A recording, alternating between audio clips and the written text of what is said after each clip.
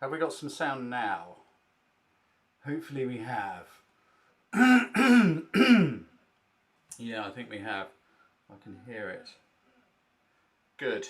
The sound isn't going to be as good because for some reason my computer is refusing to recognise my microphone, so I'm having to use the webcam mic. I don't know why. I've been fighting with this for the last 20 minutes. But never mind. Never mind.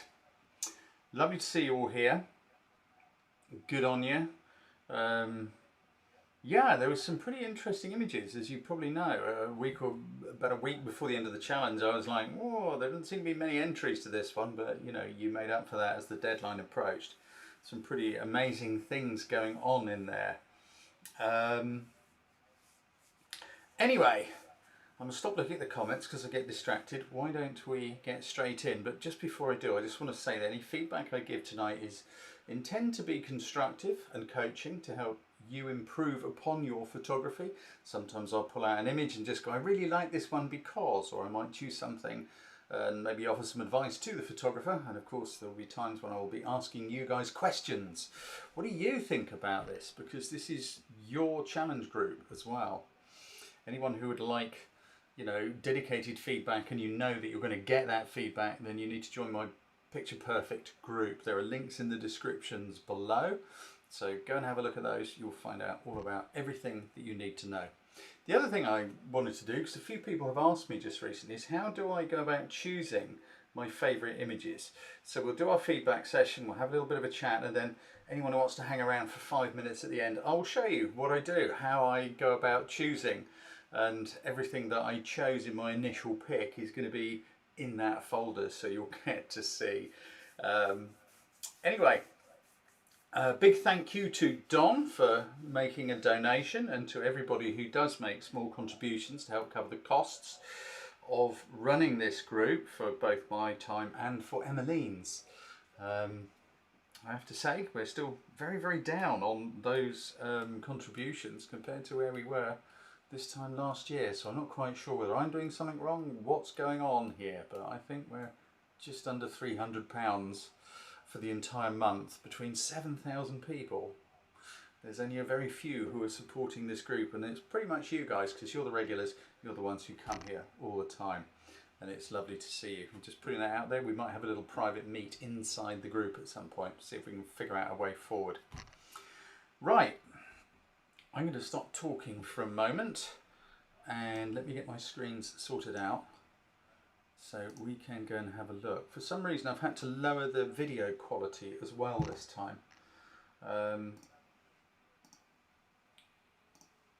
because I'm having all sorts of errors saying it's buffering and it can't cope and all sorts of things like this, so I have no idea what's going on and I don't know why this is. Hey ho. The joys of technology. So here we go. I am going to start at the top this time, I think. Thank you very much, Carrie and Lars. That's very much appreciated. Oh, by the way, guys, while you're here, if you wouldn't mind doing me a favour and hitting the like button, that really just helps to make a little bit of a difference. So, what do we got? I've got that all set up and ready. I've got that over there. Good. I actually can show you the software I use and how many things I've got going on my screen when we get to the end, after we finish, because a few people have asked. So, there are so many interesting images. The challenge was a sense of movement, not just movement, a sense of movement. So like if it was just movement, then maybe it's movement blur. And I know there was some confusion within the group saying, oh, does that mean it's got to be a slow shutter speed film? No. We want something that conveys a sense of movement. How you choose to do that is of course up to you. That's why this challenge was probably more about creative choices and helping you make those creative choices. So rather than running around going, oh, where can I find some movement, where can I find some movement, the best way to do this is to plan your work and work your plan. If you're thinking about movement, you know, just scribble down some ideas. You don't necessarily have to do those ideas. But what it does do is get your brain firing and thinking about movement, and then when you're out and about you will start to recognize it and notice it It's like if you think, I'm going to buy a green bicycle, I've never seen one of those before, and then suddenly in the minute you decide you're going to get one, the world's full of green bicycles. It's that principle. Photography lives in the head and the heart. It doesn't live in the camera. Most of the great photographs you see are not lucky chances. There is a lot of work done behind the camera by the photographer, because it's us who take the pictures, not the camera. So let's get my little list of ones that I chose as my favourites over here so I can see it, so I don't go and pick one prematurely, because I know how you love it when I do that. And let's have a look. So first off, here's a great sense of movement. Damien Pearce. Here's a great sense of movement. You know, you can capture movement with a fast shutter speed, not just a slow one. Thank you so much, David Cunningham and Felix S. That's really great. That's very kind of you. You are helping the whole group. Yeah, you don't have to have a slow shutter speed. Look how Damien has frozen all those little droplets of water. And it has given that sense of movement. The swimmer's arms, they're all conveying a sense of movement. The way the swimmer's goggles are sort of reflecting straight ahead. All these things are coming together to create a sense of movement. Thank you so much, Beverly Devine. My coaching for you, Damien, is it just seems to be a bit cropped rather tight. And I know there's that thing about if your picture's not good enough, you're not close enough. And I would tend to disagree with that, because there are times when you don't need to be. How could it be improved? I think you didn't need to crop quite so tight, unless of course there's something particularly unpleasant and ugly which is capturing the attention of everything going on there in the background. The other thing is, look at that gorgeous reflection you've got going on before the ripples hit the water. It's such a shame you just crop that off. Again, give yourself a little bit more space, because I just think it would work so much nicer with that little bit of movement. But nonetheless, yeah, you have fulfilled the brief, and you have captured a sense of movement. What else can I say? I quite like the black and white, but then I quite like black and white. Damien, you're a star. Thank you on behalf of everybody in the group. Let's move on just a little bit. Okay, I know I'm staying in one part. It's our friend over there in Switzerland. Hello, Peter. Now, Peter's a pretty accomplished photographer, and he's a real thinker. He does plan stuff, really plan stuff. And I'd love to know, if you're here, Peter, I expect you are, you know, what your thinking was behind this, but I know we can't do that so much on these. It's what we do in our private mentor group. Because, you know, look at it. Absolutely beautiful light, pin sharp. Look at all these little hairs going on the back of the bee. It's really, really rather lovely. You've got some really nice colours, and it's the light that's bringing out those colours and the shapes of these little lavenders. Because look at these little shadows, light and shade. Everything is light and shade. Photography depends on light and shade. It's not the subject, it is the light. Yeah, you've got to understand shutters and apertures and ISOs, but that's about all you really need to understand. Hi Peter, I see you there. They're about the only things you really need to understand. The big one, the monster, is understanding light and composition and how to use it, how to combine it with those shutter, aperture, ISO, using the correct focal length to get the look you want, and of course making everything sharp. So my coaching for you, Peter, here is you could done with just a touch more sharpening, I think, because one end of the bee is lovely and sharp, the other end isn't quite. So I could see you there, my friend. I'd be interested to know what aperture you used on this shot, because I think possibly a slightly smaller aperture may have given you a bit more depth of field. But then again, when you're shooting macro in close-up like this, when you're very, very close to the subject, your depth of field becomes very tiny.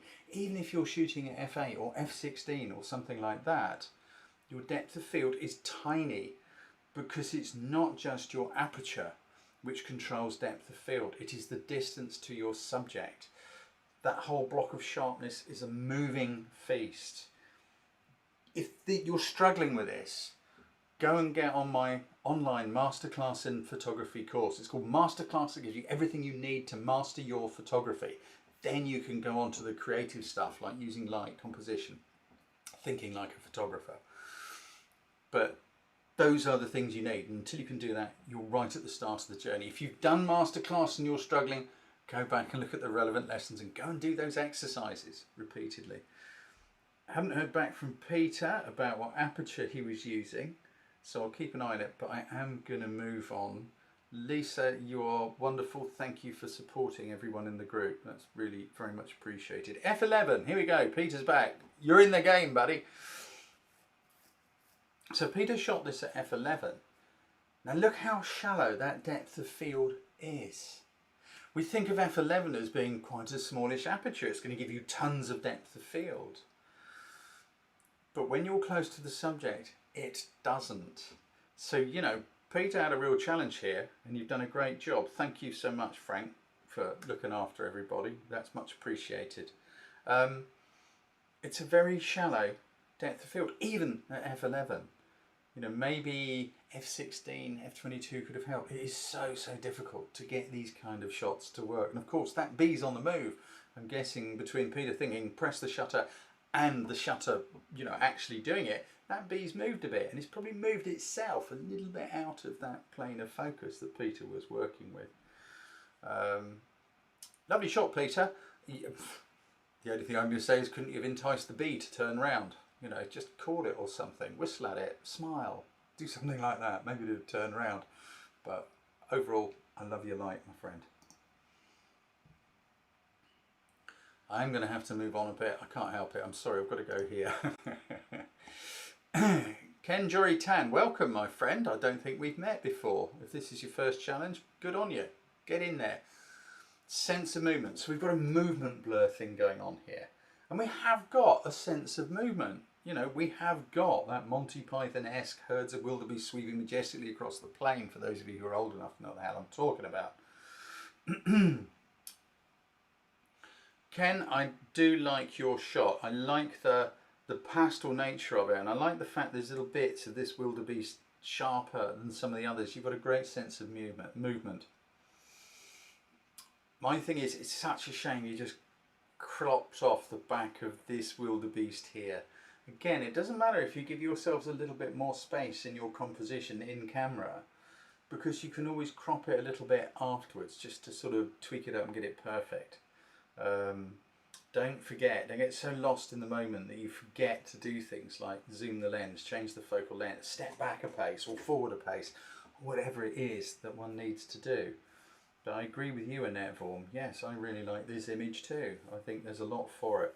It would be lovely if you had the same amount of blurred greenery that you have on the right going on to the left behind that left-hand wildebeest. Okay, I have to move down a little. Question, who's this? Marian Luca. Welcome, Marian. I'm wondering if this is your first challenge. If it is, welcome. Thank you for coming.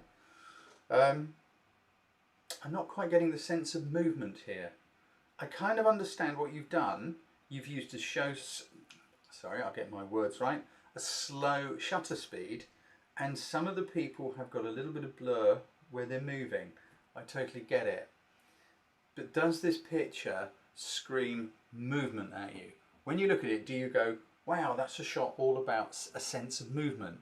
Or do you get a feeling of, it's a kind of restaurant carnival-y atmosphere going on in the summer in a town somewhere? See what I mean? These are subtle distinctions, and it's really important to think about them. Now, we're all in different places on our photographic journeys. Marian, I don't know where you are on your journey. For you, and certainly for me, when I was starting out, I go, wow, look, I've caught some movement in a picture, and I'd be completely delighted. It's little steps, do you know what I mean? Keep working on it, keep working on it, and the more you work on it, the more you will find that these things become second nature. And then instead of having to think about the movement aspect, because you know how to do it, you'll be able to concentrate on the creative aspect. How can I slap someone around the face with a shot that screams movement? But thank you. Welcome, Marian. It's good to see you. Good point, Toddy. Toddy1314 was just saying that Marian's image might have showed up better had it been later at night. I think I agree with you, but I'm coming back to it, sorry. Look at the ratio of static things to moving things contained within the image. I would say it's only, what, 5, let's be generous, say 10% of the content of this image is moving. The vast majority of it is very static. And I'm not saying that can't work, but you would have to have something really powerful if it's going to be occupying such a small amount of real estate and still capture that sense of movement. Does that make sense? Okay, I've got my coach's head on good and proper this evening, haven't I? We have got some lovely things going on here. Orion, hello my friend, you just made a comment. Thank you, Lisa. Orion Thrower, let's have a look. Yes, sense of movement. Orion, again, I'm not quite getting that sense of movement. I know they're walking. I completely get it, my friend. But is this picture shouting, look at these birds, they're on the move? Or is it a question of, oh look, some birds. One's got a fish in its beak. Yeah, they're walking because you can see the ripples. Do you see what I mean? It's a subtle distinction. This is where we start to get using our creativity, because we know how to use the camera. We know how light works and composition. Get yourselves onto my downloadable masterclass 4-week course. Tons of exercises around this stuff. Link in the description. The other thing, Orion, I'd just say it's a shame you cut the reflection off. There's another cut off reflection. I'm guessing you were really concentrating on the, the birds and the movement, and you kind of missed the fact that actually there's quite a nice little reflection going on underneath there too. Paul Wright, sorry I'm late. Don't worry about it, my friend. We were just killing time till you got here.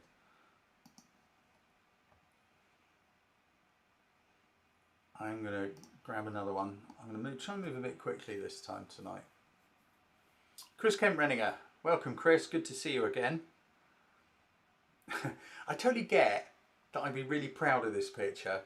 How often do you get to get a picture of a tiger? And I get that it's moving. I'm sorry, I'm going to say it again. I'll probably say it quite a lot tonight. Is this picture screaming, oh look, this picture's all about the movement of the tiger?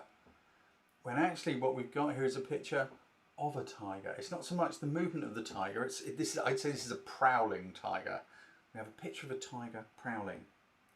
Have we got a picture that screams tiger moving? We haven't quite. The light's a bit against you, and I totally get, yeah, we're all in different places on our journey. Good on you, Chris. Well done for entering, for giving it a go, because you'll have probably spent quite a lot of time over this last month thinking about this. And it is really important to do mental photography. When you're on the train, on the bus, when you're looking out the window, you see something going on. Run through an exercise in your head. Think, how could I photograph that? What can I do to make that work? Imagine you've got the camera in your hand. Imagine what settings you're going to use. And more importantly, the reasons why you might use those settings. Why are you using them? Are you just using them because you think that might be the exposure, or are you using them because you think that aperture will give you a certain amount of sharpness or depth of field, and that shutter speed will freeze or blur a certain amount of movement, and this focal length will add or subtract to the feeling, mood, or whatever it is you want to portray within the image? That's thinking like a photographer. That's what my 7 building blocks of photography online course is about. It doesn't tell you about the camera and light and composition, because you need to know that already. But it does tell you how to figure those things out, how to think like a photographer. Who's this? Michelle Brandenburg. You got some lovely whitey stuff going on there in the water, haven't you, Michelle?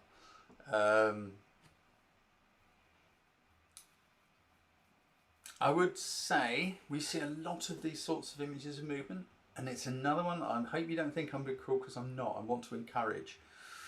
We see a lot of these images, and it's really hard to sort of absolutely smack someone around the chops with one, because we see so many of them.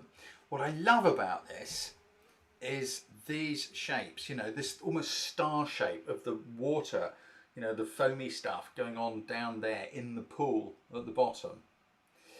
how could it have worked possibly a little bit better? I think your exposure could have come down just a touch, because the whites in here are so white, we're losing a little bit of the detail. Of course, this is just my opinion. Personally, I like to see just a bit of the detail. Only a little bit, not a lot. If you still want to create that effect. Michelle has obviously thought about this. Mental photography. Julia, yeah, you said I do too much mental photography and not enough with the camera. You do have to find a balance in life, don't you?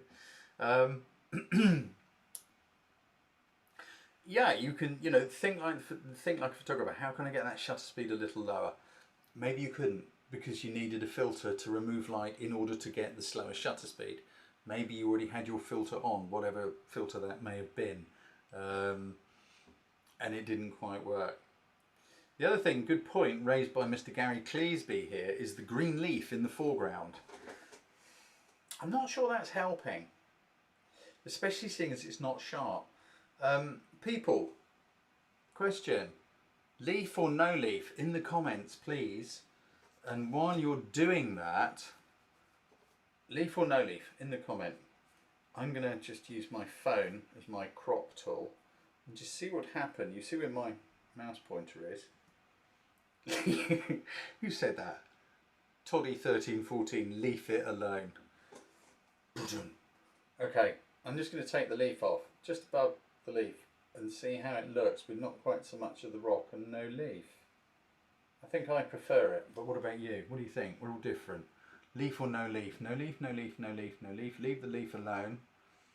I leaf. Who said that? David. Hello, David. No leaf and less rock, said Annette. Okay, we have an accord, Annette. Prefer no leaf, although doubt I'd have noticed it if you hadn't pointed it out. Sorry, Amanda, did I spoil it for you? Jules likes the leaf, but it should have been sharp. Yeah, I think that's the point. It's a bit like MasterChef when they say, if you're going to put turmeric in there, we need to taste the turmeric. Yeah, great comments. Great comments. Completely agree. But you've got a lovely composition, Michelle. I like your colours. I love your thinking. And I hope the comments helped a bit.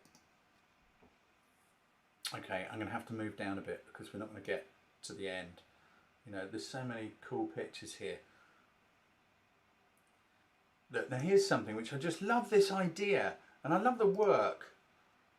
Hey, Michelle Darna, another long-time OG within the photo creative community. What a great idea. And however this may be, she put a lot of work into that, didn't she? I'm guessing you were like, you know, go on, do it again, or something like that. And, you know, look at the body language, look at the stretch, look at the star shape. And you have caught a sense of movement because it's so obvious what is going on. My coaching for you, Michelle, is, well, I'm going to ask you a question. Yeah, it's a great little moment, and I love the way, you know, the girl is leaping so incredibly enthusiastically. I'm guessing she's studying ballet or something. But when you look at this, do you go, wow, that's a really great image of movement? Or do you go sort of, yeah, it's a great picture of a girl jumping into a lake, you know? And I'm guessing there's an emotional connection between the two of you, which of course is a really difficult thing because these are all things we have to detach ourselves from as photographers. Great image, and you're also in some good light. This is something else to point out. Look at the light Michelle's got here. Look at this little highlight along the arm, along the face. Light and shade. Look, light and shade, light and shade. And it's giving a great shape to, you know, this girl's body. The thing is, it's probably not quite the right angle, Michelle. You know, I find that tree a little intrusive. I don't know how you could best do this. You'd probably need to be at a very strange angle to give it real impact, as in you'd probably need to be in the water as well, looking up or something like that. But good effort, good effort. Guys, if you haven't hit the like button yet, would you be kind enough to please do that, because it really does help. I'm just going to ease on down through here. That's intriguing. Ah, Krzysztof. Hello, buddy. I don't think we've seen you for a little while, or at least maybe we have. I'm getting old and forgetful. That, I think, is really rather clever. And this is why we like you to put a little comment just with your picture. Because to me, I'd look at it and thinking, so what exactly is going on here? It's rain. It's the movement of the rain down the car window that is creating this. Because I think it's an intriguing picture. What do you think, guys? Intriguing? Not intriguing? Krzysztof won't take offence. I do think it's intriguing, and I think it's an interesting idea. It's given you quite a cool looking, what's the word, surrealist effect. Does it scream a sense of movement? Possibly. Okay, there's the question, guys. Does this picture scream a sense of movement to you? Just put a Y or an N, yes or no. Save you too much of that finger action while I have a little sip on my lime cordial.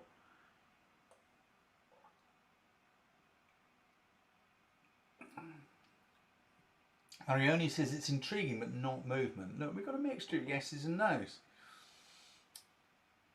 And I think without the comment, would we understand what it was causing it, what it was? But I think it's intriguing. I think it's a good idea. But it's another thing within our heads is disconnecting ourselves. Krzysztof knows that's movement because he's watching that water sheeting down the window. Do we? I picked it because I was intrigued and that's why I looked at it. I'm just looking at your comments. More impressionist style. Hello, Kenneth. I'm guessing Ava Marie's with you. Hello, Ava Marie. Okay, let's have a little move on. What else have we got? There's so many things I want to talk about. RJ Gray. Hello, RJ. Sense of movement, slinging hot asphalt. I agree, yes. I get your thinking. I can see where you're going. There is a big blob of asphalt there, you know, where the guy's just slung it on his shovel. But I'm sorry, my friend, there's a few things about this shot which they don't really work. Now, again, please don't think you're being unkind. I don't know where you are on your journey. But things to think about. Does this picture have an impact? What is it? Is this screaming movement, or is it saying guys working laying tarmac on a road surface? These are questions we have to ask ourselves when we imagine the shot, and we need to do that. We need to pre-visualize, think, how can I do this? How can I photograph this? And that often involves just keeping still and watching for a little while.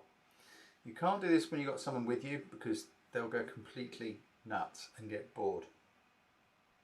You have to stand and watch, go, right, this is really interesting. Look at these guys shoveling tarmac. How do I go about photographing it? What angle do I need to shoot from? What lens? What this, that and the other? That's what my 7 building blocks photography online course is about. Link in the description. No, I'm not going to shut up. I need you to go and buy these things because it'll do you good as well as help me pay the rent and the mortgage and Emmeline's wages and all that good stuff. So how could we improve this? My thought, RJ, could be what would happen if you were around the other side. So they're slinging shovelfuls of stuff at you. Now obviously not so that it lands all over your face and your camera, but how would it work if, you know, stuff was being thrown in your direction? The other thing, it looks to me like it's either a little bit out of focus or the shutter speed's just a touch too slow. Really hard. If you're trying to capture movement of the lump of tarmac and the movement of the guys, what we've got is a little bit of blurriness going on in both cases. Thank you for reminding everyone, Jane. And that doesn't always work. I'm just going to zoom in a bit. I don't know whether Facebook will stand up to this. Yeah, I think there's a bit of softness everywhere. But I hope that helped, RJ. I get your idea. Good on you. You're thinking about it. And that is how we all learn. We have to think about these things and move forward and figure out how to do it. Beautiful piece of light here from Dave Radcliffe. Hello, Dave. You're good at this.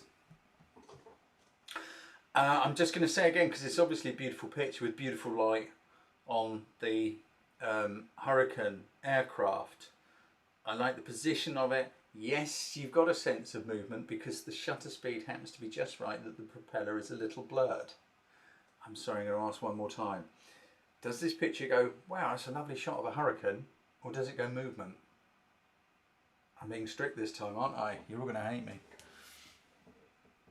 But it's a beautiful picture. I like your composition. I like the way the cloud, I like the light that's obviously coming from this side of the cloud somewhere and kissing the side of the aircraft. Okay, I'm going to move on a bit. What is this? Who's this? Frank. Hey, Frank. I so wish I could speak to you guys in a room because then I could understand how to pronounce your names. It's intriguing, Frank. I'm not sure it quite works for me. Here's my thoughts. Lovely exposure, beautiful black and white tones going on in the image. But I find this something a little disturbing. I don't know whether it's a multiple exposure. I'm guessing it probably is. But then how did you get the clouds sharp? I'm quite intrigued as to how you got the multiple blades. Please tell us if you're here, Frank. Pop something into the comments. Hey, Frank, there you are, my friend. Okay, 3 frames multiple exposure. So I'm guessing they were close enough together that the clouds didn't move much. I'm wondering if you might have been better just to have 1 frame and either just slow the shutter speed just enough that they moved a bit, or even just let them freeze because we know the things move. I don't know whether it would have worked or not, but there's just something about this I find a little disquieting. It's just a little uncomfortable. So it looks, okay, you did a 3 frame multiple exposure, but it just kind of feels not quite right somehow. Okay, so you tried that, but it didn't work. You tried the slow shutter speed. And sometimes we have ideas and they don't work. I have tons of those, trust me. But I love your exposure, and I love the cloud, and I love the tones and things you've got in the shot.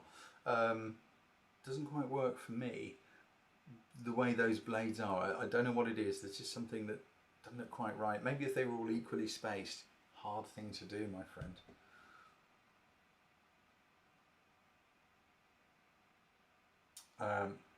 Joss is just saying it might be better if it was more star-shaped. Yeah, I think you're right. Maybe a more irregular thing going on within the fins, but I don't know. Or blades, or whatever they're called. Randy Weatherly, I like your shot. Okay, question. Who gets movement and who doesn't? Yes or no? Just in the comments, please. Who gets movement, who doesn't from this shot? Frank, you said you were trying to stay away from the obvious. Rock and roll, brother.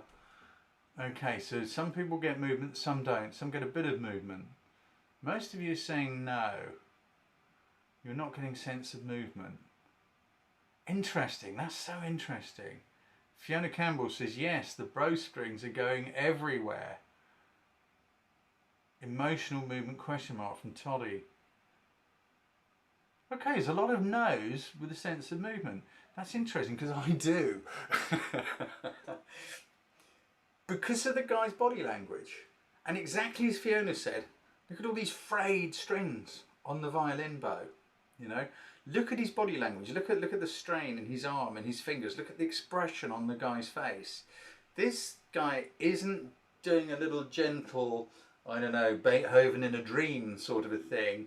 This is hardcore soaring, you know, and I don't know what he's playing. Personally, I really like this shot. Cracking shot, says Kenneth. Yeah, Kenneth doesn't quite get the movement, but get the idea. Yeah, interesting, isn't it? I so wish I could get some guests, you know, if we had a bit more, you know, I could get some guest judges, because you hear me all the time. It'd be so nice to get a completely different opinion. Another reason to sign up to my mentor group, my Picture Perfect one. Yeah, you've got to pay some money every month, but we meet twice a month. And we've got Claire Thomas, amazing photographer lady. She's our guest this weekend. She's come to talk to everyone and have a chat. But my opinion is, I do get movement, and I do like your shot, Randy. I do like it. I also like black and white, by the way. I think it's a good choice. What do we got here? Patsy Faircluff. Hey, Patsy Faircluff. Another OG long timer in the photo creative group. I get your idea. And what is more busy and movie than a bee? It doesn't quite rock and roll as a picture though. The light is quite harsh. You're quite brave to get in because you are fairly close. I can see this. It doesn't quite work. I do get your sense of movement. I really do. It doesn't quite work. How could it be improved upon? Very, very difficult kind of a shot to get this sort of thing. It's not easy. Maybe if you can get the camera in very, very close, so you're right in amongst them, with a shorter lens, wearing your beekeeper's outfit and your mask and all of that good stuff. I don't quite know what to say. Suggestions are very welcome in the comments, by the way, on this one. I'm just looking at some of the comments.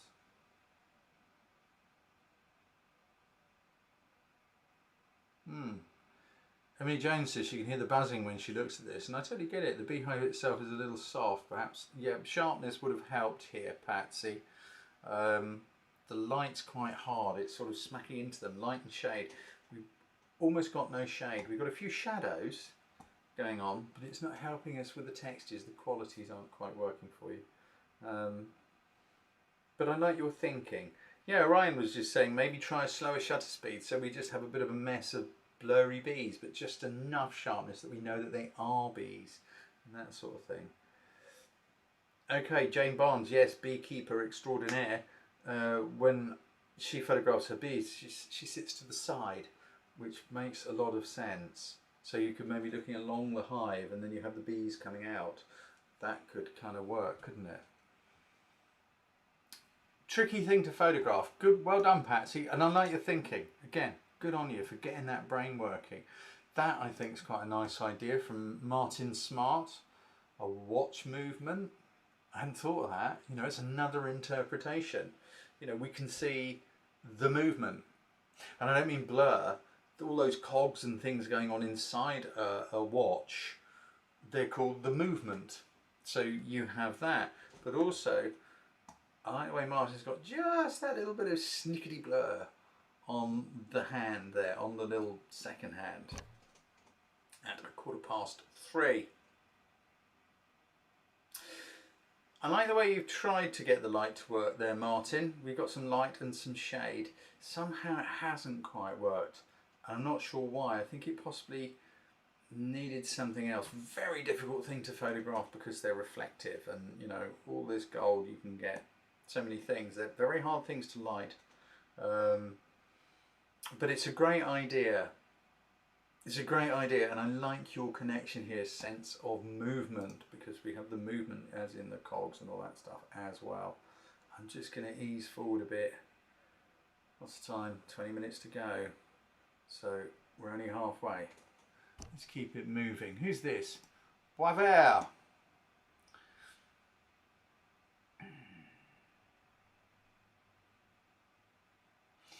I'm going to say it again. I'm sorry, my friend. What I've got here is a picture of some people going for a walk with their duck, which is delightful and fabulous. I'm not getting a sense of movement. Sense of movement. Did anybody go and look at the link I did to the World Photography Awards in their movement category? Anyone go and do that? Just stick a Y in the chat or something. Please, if anyone went to look at it, Y or N, because I'm intrigued to know who takes any notice of anything I say and who just ignores me. Yeah, nice one, Peter. I get it. Yeah, time is moving. Very Peter thinking, that is. Oh, that's cool. And you can be honest and say, no, I didn't. It's really fine, you know. I'm glad you did that, because there were some really quite interesting images which portrayed this sense of movement. It's the sense of movement, not just of movement. You know, we know these people are going for a walk, but do we get a sense of movement? I hope that helps, brother. These are the things to think about. Oh, Paul and Graham, you missed it. Oh well, never mind. What's going on here? Let's just keep strolling.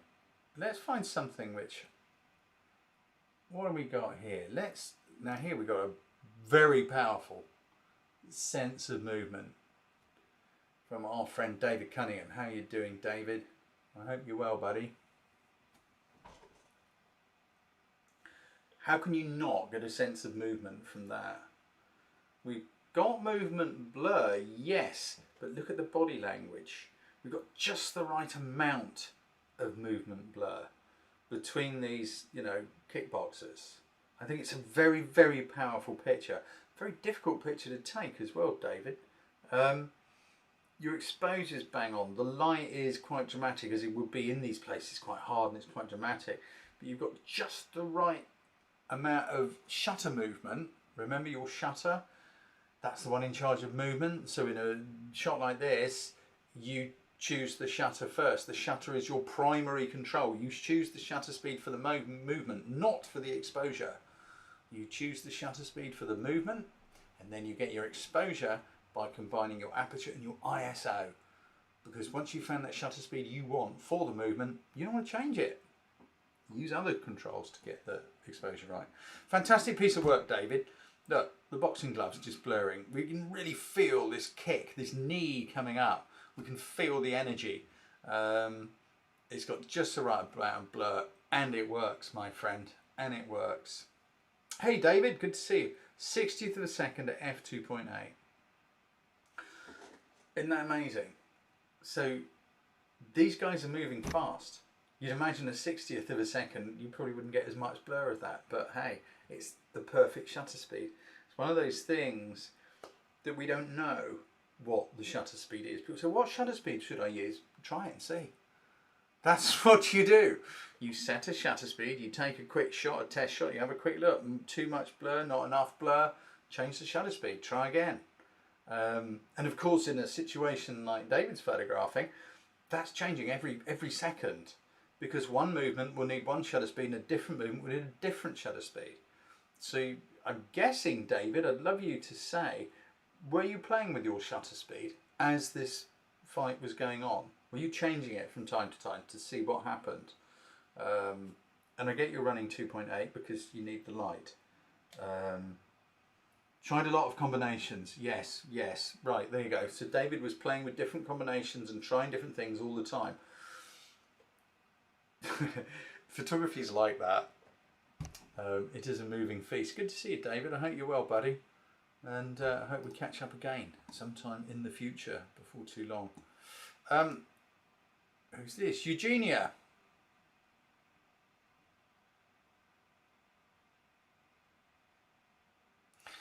Sorry, I haven't frozen. I'm considering, I'm thinking about this image. Because my initial thought was, it's a beautiful picture of some clouds and a mountain, but actually I am getting a sense of movement from it. I mean, I did look at it quite a bit when I was doing my initial sort of pick, but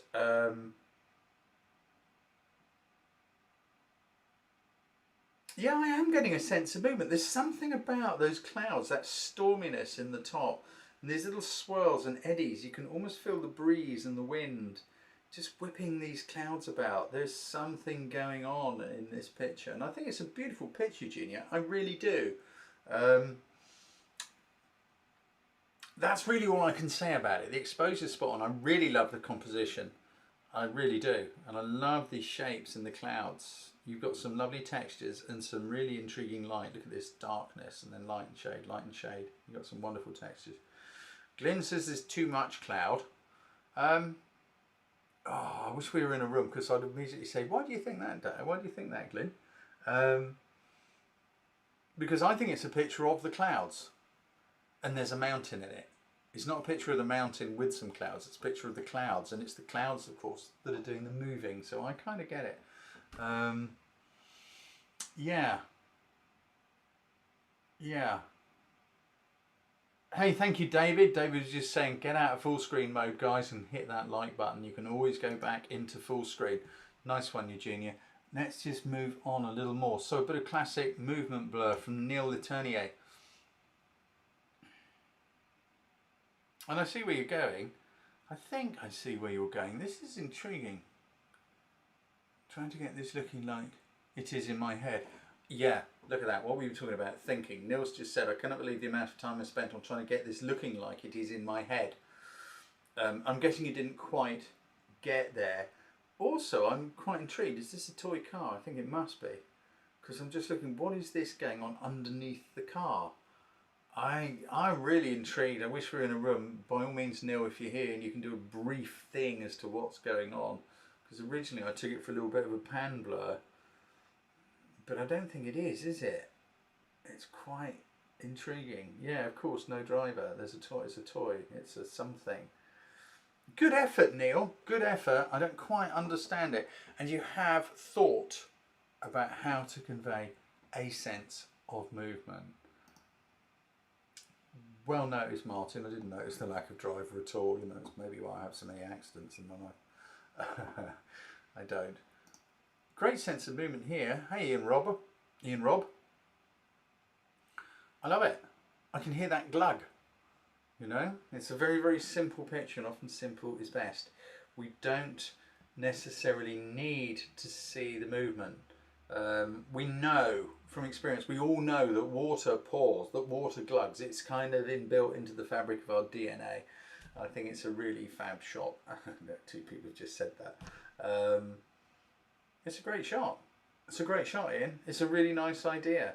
You didn't need to blur the water or anything. It's self-explanatory, and I quite like that high contrasty look, and for me I just think it works. We have a Glyn Heskins. I get it, we got a lot of movement, but had you not told me it's in a wood, I'm sorry my friend, I wouldn't have known it was in a wood, because there's almost too much movement. Does that make sense? There's a lot of movement.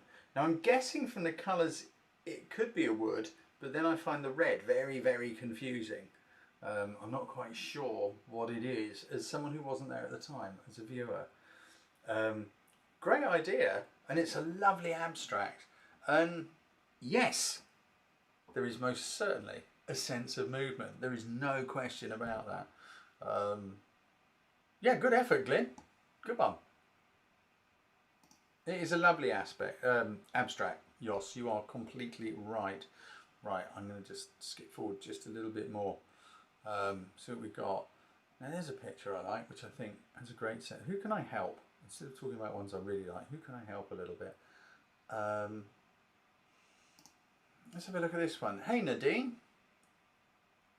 I think it's the first time we've met. I'm not sure, forgive me. I do forget things a lot these days.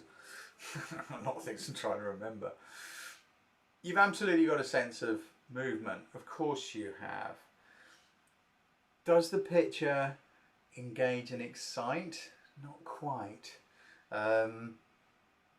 It's kind of like partly the angle, because I'm guessing you're sort of sitting down or you're watching them on a little platform or something. Now maybe if you could have got onto the platform and photograph them doing whatever it is they're doing, you know, yeah, somebody might have said, oh, you get off there, you know, but all right, at least you tried. A lofty endeavour and all that. That could have worked, but also Morris dances, you maybe didn't need to try and blur it. We know Morris dancers dance, and if you catch that moment when they're all hopping on one leg and clacking their sticks or something, we kind of know they're moving, even though the image is still. Does that help? I'm just wondering, Nadine, if you kind of thought too hard about the movement and not quite enough about the sense part, the sense of movement. It wasn't take a picture of movement or make a slow shutter speed blurry picture. It's capturing a sense of. This is why it's so important to sit and watch. Just to sit and watch, see what's going on. What are people doing? How does this work? Where do they do? What are the repeating patterns that I can photograph? And the more you look and the more you watch, this is in everything, by the way, the more you understand things. I'm sure many of you heard the story of the guy in America, and I'm so embarrassed because I can't remember his name again, some years ago, who hired me to do some, you know, remote one-on-one training, which we did via the internet. He's really interested in bird photography, and he took some stunning pictures. But then he studied the birds. Where do they go? What do they do? What are their habits? When do they fly back to the nest? When do they fly away from the nest? Do they come to the nest in the morning or in the evening? Or what is it they do? What habitats do they like? And then he would do his photography, where he stood, what time he went, in what weather conditions, according to what the birds did, not according to what he wanted to do. And the pictures were breathtaking, absolutely stunning. Nice one, Nadine. Good to see you. Okay, let's just move on some more, so at least we get to look at some of these cracking pictures. By the way, some of these I've called out because I'm only calling them out at random. We may see if you hang around for when I sort of talk a little bit more about how I choose things. I know that's in my folder of things that I picked out when I first went through. But what a great sense of movement, isn't it, Wendy? What has a better sense of movement, and it's cute, and it's kind of funny, and look at the light Wendy has used here. We've got light and shade. There's a texture. The light is coming in from the side. We've got the little dog totally airborne, doing that little foot tucked under thing. And a very comical expression. And I love the fact that somehow you've got this little dog looking right down the lens. It's such a cracking picture. And also I like the surroundings, what's going on in the background. We know it's a day on the beach. Do you know what I mean? If it was cropped in really tight around the dog, you can do that if you like. So you've only got the wood and the dog. We're kind of losing, we're kind of like, well, what's going on here? What are those red things in the background? But when you open it out a bit, we can see the boat, we can see the horizon, we can see the seagull, we can see a bit more of the sand. And it's telling us a little bit more of a story about what's going on. I agree with you, Dan Drummond. I do love this one, Wendy. If you hang around, you'll see you were in my pics folder. So that to me is, those are things that make that picture work. The things that make it just pop. Where are we? 10-2, a little bit further. Angie Woodon. Hello, Angie Woodon. A sense of movement, summer fun.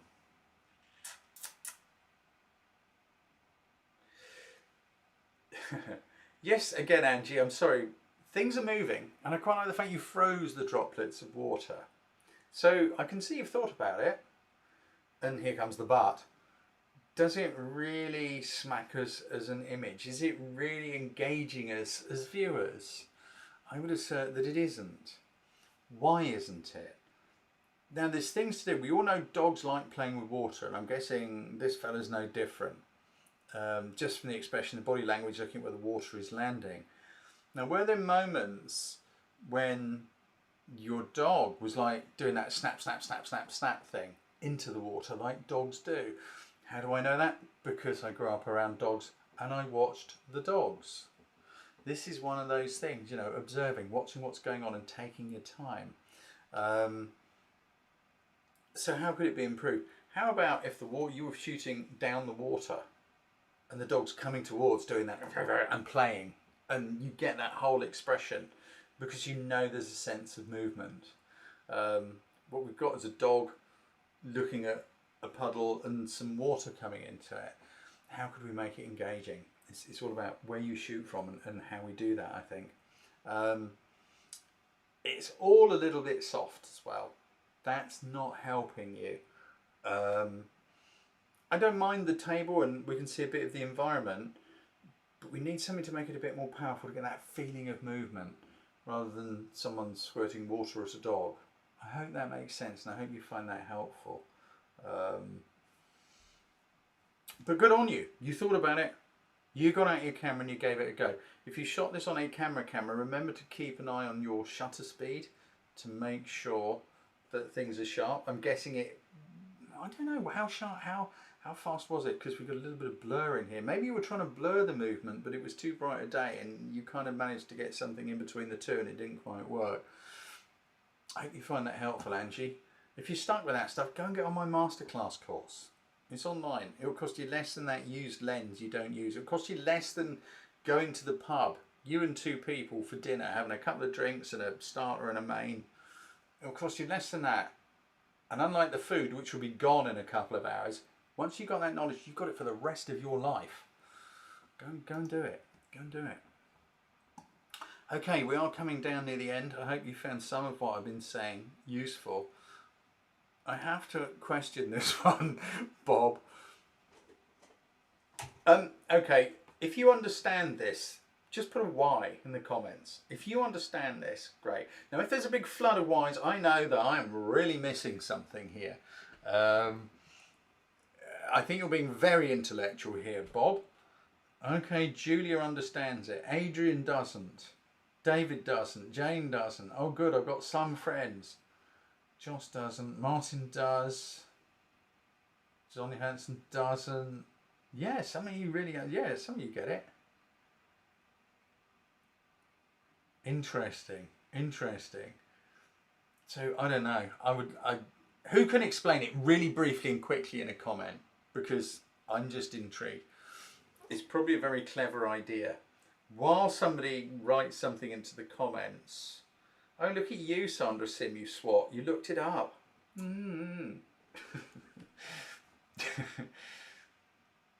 Thank you, Graham, for recommending my course. Newton, you're not helping, Peter. Something to do with Isaac Newton, obviously, but I don't know, you're not helping. So let me just talk about it as an image. I like the angle you shot from. I find it's a bit lacking in contrast. I find it could be a little bit more punchy. I like those colours, and I quite like this flary light bit up here, this slightly brighter area where this, whatever it is that's holding the pencil. I think that's quite intriguing, but I just feel, I don't know, there's something about this, some funny looking halos and things going on around here. And I think for me, this sort of shot probably worked better full front to back sharpness. There we go. Okay, gravity. Okay, I'm going to look it up another time so we don't spend too much time. It's the equation of motion. Velocity equals speed plus acceleration times the time. I'm sorry, I've fallen off my perch. I'm being ridiculously sarcastic because I actually quite like physics and things like that, but I'm not very good with the equations and things. But good thinking, Bob. That's really, really intriguing. I do find it intriguing, and I'm not being sarcastic. Anyway, let's move on. I love your colours. I do quite like your lighting. I think you do with a bit more sharpness and a bit more punch. But other than that, good work. Okay, we're coming up on 7. There's so many cool pictures going on in here, isn't there? You know, look at that great sense of movement here from Rupert Salden. How can we not get a sense of movement from that? This is an example of finding the shutter speed where some people are sharp and some people are blurred. You really do get a busy crowd from this, don't you? Chucking out time at the British Museum. Beautiful piece of work, Rupert. I'm sorry, my friend, I am going to move on. I actually thought it was creative. Oh dear, I'm sorry guys, I'm sorry. Right, let me get my screen sorted out so we can go and have a look at those images which really got to me. I might see if I can ask one of my exciting colleagues from Exposure or somewhere if they would come and do a freebie for Photo Creative, because it'll give you a taste of the sort of thing you will get out of the paid for mentor group, which obviously is a value because we've got a little team going on and we've been together now all year, and it's really intriguing to see what they come up with. One of whom, Alison, who I know is in the chat here, has just got her, is it your Open University, Alison? I've never seen anyone work so hard on their photography, but she's absolutely rocking and rolling. You really are, Alison. I think everyone in our Photo Creative group would agree. So before we do that, I'm going to give you a bit of a basting about such things as coming on workshops, because what pays for me to be here? There's you guys who are wonderful and support with the occasional donation. That's fantastic. But at the end of the day, I've still got to sell places on workshops and all the rest of it. That pays the rent, my wages, Emma's wages, the bills, insurance costs, etc. So, you know, that's why I bang on about it. I'm not doing it for the goodness of my health, even though I love you. So cameras don't take pictures. We've talked about this all evening. London, easy place to get to if you're in the UK, or even when you're not, like Julia, who is flying in from Germany to come on this one-day workshop. It's a morning conversation. It's a conversation, guys. It's a room full of people. I'm leading the conversation, telling some stories, but you are very, very interactive with that. There she is, Jules Vids. Yes, she is coming all the way from Germany for the day. So easy to get to. It's right next to Waterloo Station. Really easy to get to. And then in the afternoon, we all go out for a walk up and down the River Thames, where you can put your new insights and inspiration into action. You can strike while the iron's hot. Instead of thinking, what was he talking about? I was all inspired then. Oh, well, never mind, that was 2 weeks ago. You can go out and do it and just see the difference it makes when you change your frame of mind. As I say, okay, I like street photography, you may not. In which case, there's plenty of other good stuff for you to photograph. Coming up very soon, we got the Lanzarote workshop. If you like a sunset or a sunrise, Lanzarote is the place to be. We've got a couple of places, I think, on that. Dr. David Cunningham, I know he's in here, so when I saw him earlier, Dr. David's coming, and a few others, I think, who possibly know each other as well. But I mean, look at this, what an amazing place. What an amazing little island, and everything's so close. It's so easy. We're not even having to move hotels because everything is so close. We can just go location to location to location according to light and weather conditions and time of day. There's lots of feedback on this workshop. Pretty much every day we stop around midday when the light's really, really harsh, and we spend a bit of time together. We can go through a few images, you can do a bit of post-production, we have a nice leisurely lunch, we do some feedback, we look at each other's work, and then as the light improves later, we go back out there and start doing some more stuff. Okay, it's not just landscapes. There's lots of things to do out there as well. Ireland, that's coming up very soon, and the deadline for that one closes in about 2 weeks' time. So if you're thinking about it, it's time to stop thinking and really do something about it. We have to book the hotels. That's our problem. It's no good. We can't leave it until like a week before we're going, and then all the hotels say, sorry, we're full or we're closed or whatever it may be. That's why there is a deadline. So if you want to come to Ireland, links in the description to all the workshop pages and all the rest of it. There's so much going on over there, which is so interesting, you know. And we look at things like being ready for little moments, you know, these chairs, peculiar, Ireland, sitting on a wall for a pop-up festival, and that little bit of light suddenly popped out of the clouds. Absolutely brilliant. Woohoo, says Fiona in the chat, because she's coming all the way from Australia. Okay, so let's look at and Don, the lovely Don, he's coming all the way from Canada to come to Ireland. So come on, guys. It ain't that far if you're anywhere in Europe. So let's look at these images which I picked out, which to me really gave me a sense of movement. Now I can hear some of you are going to go, oh, I know why you picked that one, because there's a motorbike in it. There is a motorbike in it. But I think you've got to admit there's a hell of a sense of movement. Look at all that mud spraying up, all that dust and sand spraying up around the back wheel and around, you know, the guy's feet. This is Jos. Look at all that sense of movement. You can just feel it, no matter what. Even if motorcycles are boring, Glenn, there is still a huge sense of movement in this image. What can I say? It's like the light works. It's a little bit soft. I don't mean the picture. I mean the light. Slightly overcast. It's not giving huge shadows, but it doesn't matter because we've got this powerful sense of movement. Yeah, I know. I ride mobile. I knew you'd say that, Glenn. Boring. But you got to admit, Glenn, it's got a sense of movement. So nice work. That's all I'm going to say about it. So here we go, we're being controversial tonight because I know some of you say that I hate these creatures. I don't. I just got a bit lost with whatever that silly joke was about 5 years ago. Right, let me find it, here we go. Linda O'Neill, what a fabulous sense of movement. What a fabulous sense of movement you have captured here. I just think it's one of those pictures that I absolutely see in a frame or, you know, a magazine or something like that. Don't start, David Cunningham. It's just something, you've got a wonderful sense of movement. Look at that duck, it's really shaking itself. But also you've got the perfect decisive moment. Look at the position of the duck's head and the wing. Look how the shape of the wing is echoed in the droplets, the spray that's coming off behind the wing. I think it's a cracking picture.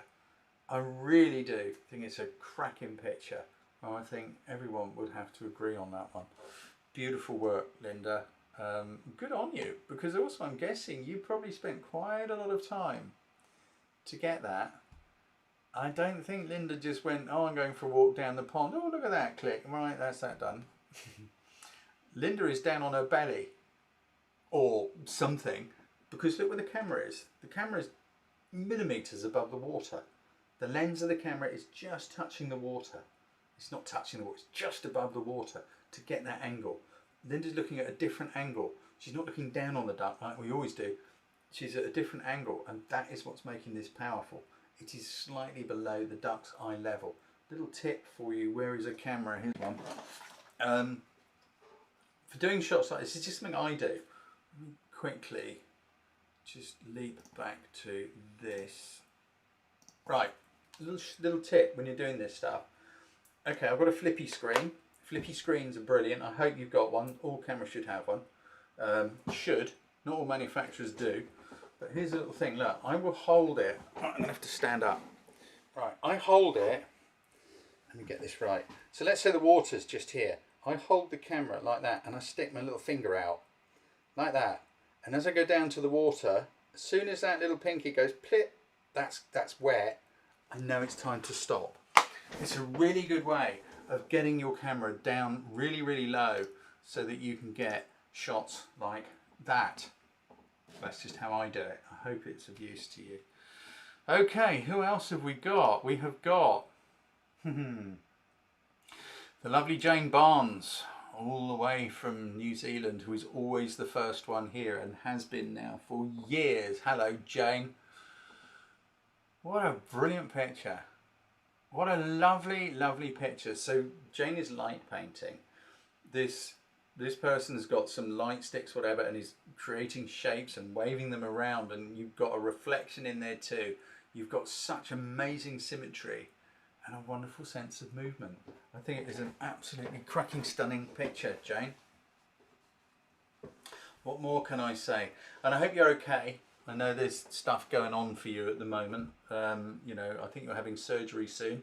So I think everybody here will join in saying, get well soon. I hope everything goes really, really well. We're all sending you a bloody great big hug. And we look forward to seeing you when you're back next time. I don't know when it is, so apologies.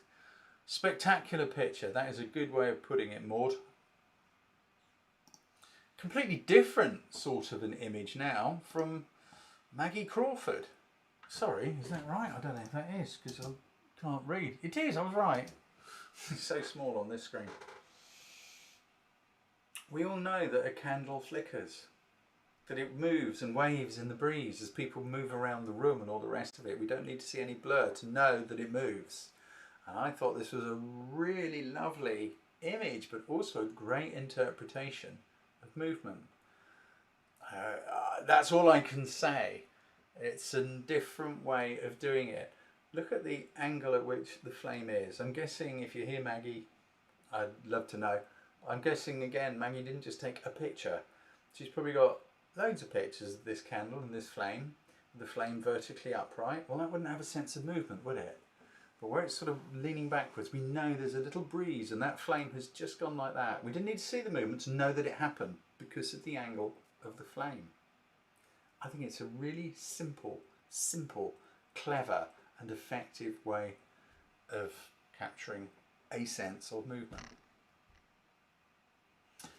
Next one, which caught my eye, and lots of you caught my eye, I have to say. Sorry, I'm just going to look on my other screen and make this bigger so I get it right.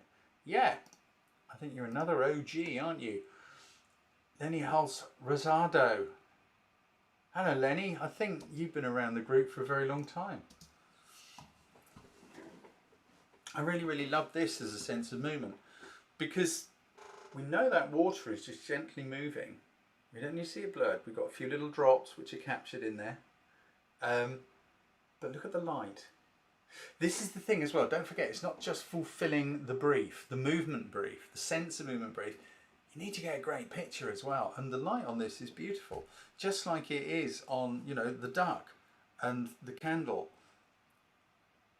There's some beautiful light on this. It's coming from, we know there's a bit of a sunset or a sunrise going on to the left of the frame, and the light is just being picked up on that water as it slowly ripples and tumbles. I can hear this. I don't know about you, but I can hear this just tumbling down in there.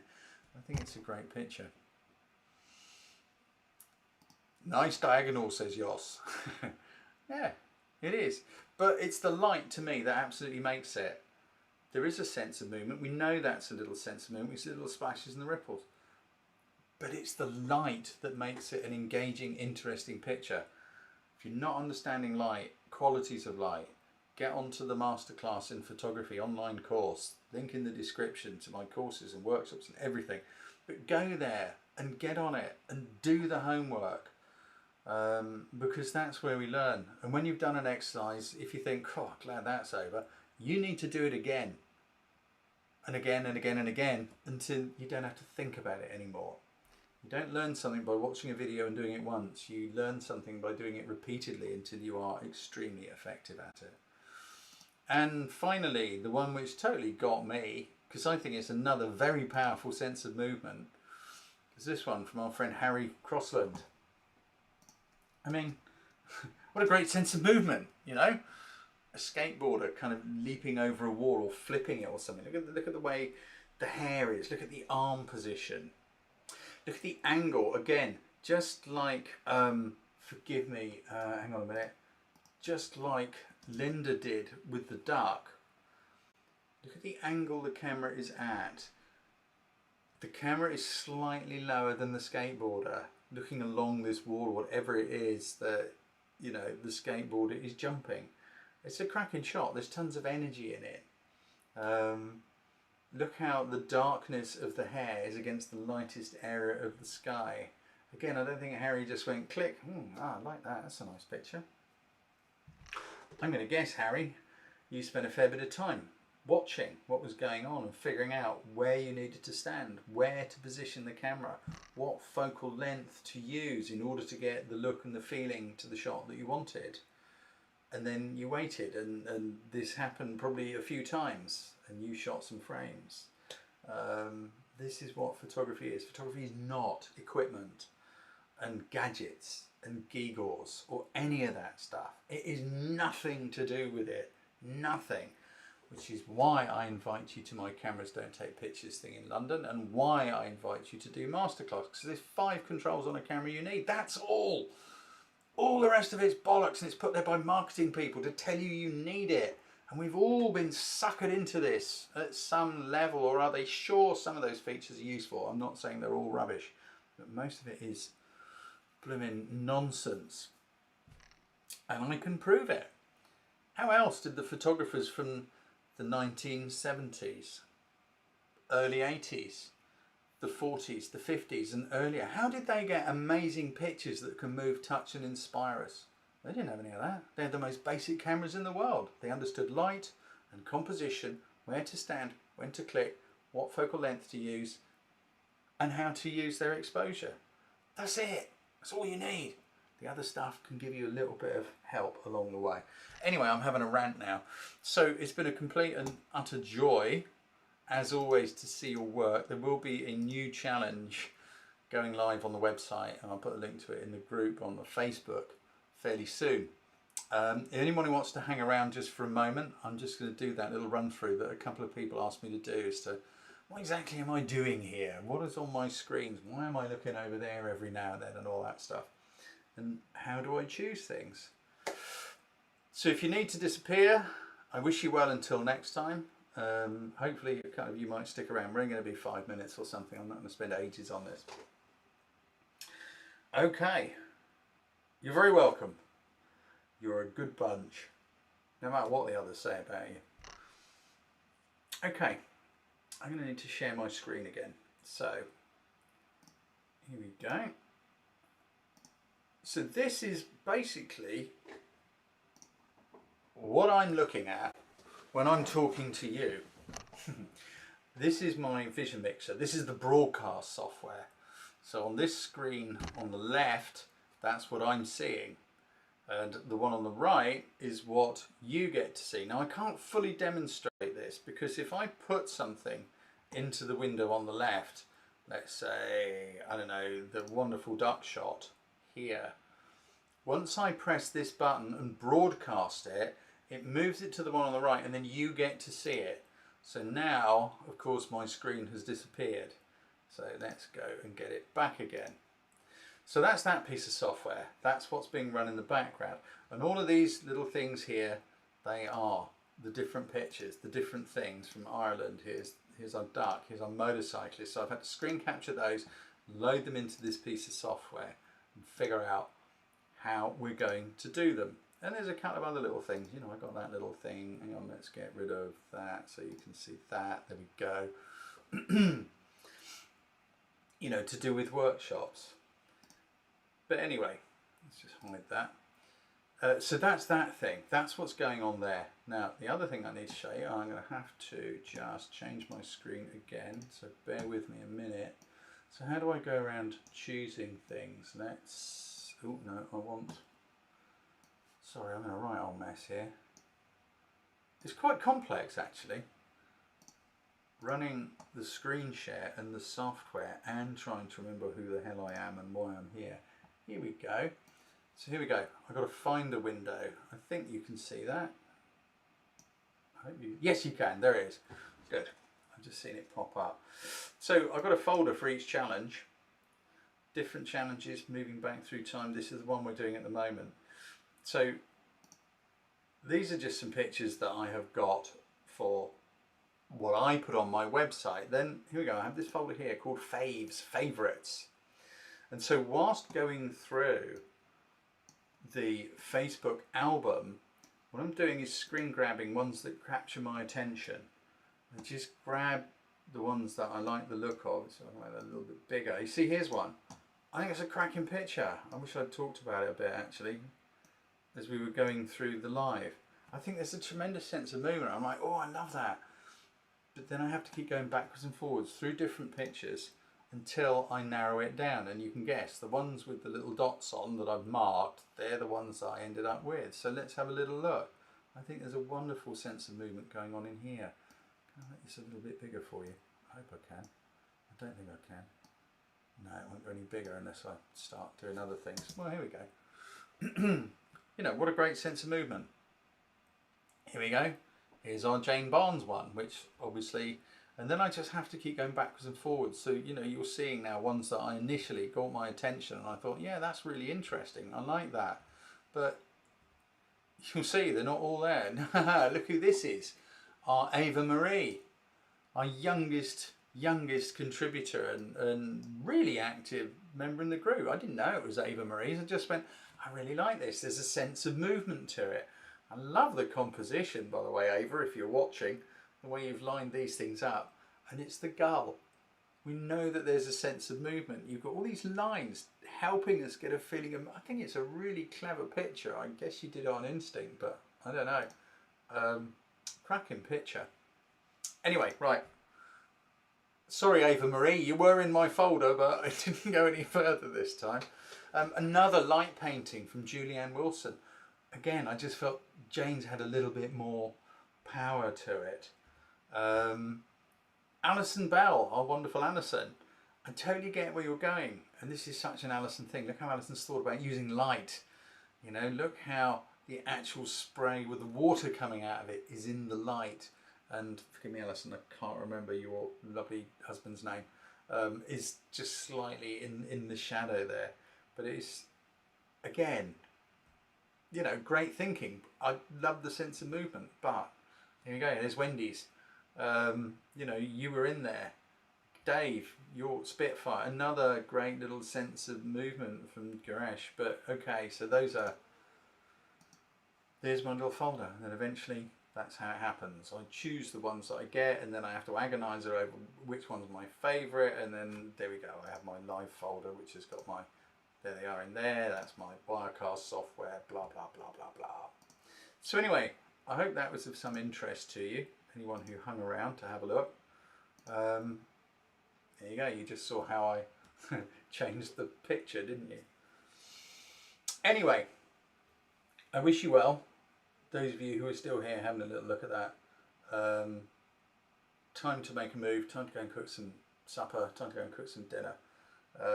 Be well until next time. I'll be putting the next challenge up live any minute now. Take care, guys.